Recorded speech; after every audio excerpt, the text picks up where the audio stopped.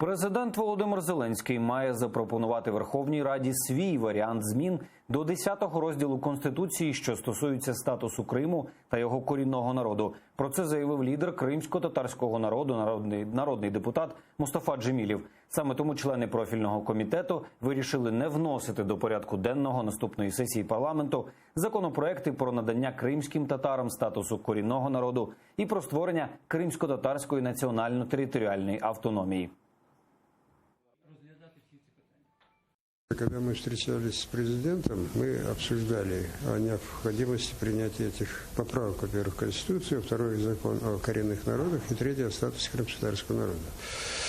Он сказал, что изучит, скорее всего, поддержит.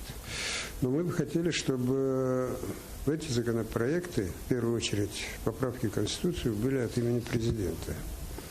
Поэтому до того, как сам президент определится, будет он от своего имени давать или нет, по этой причине решили пока это звать.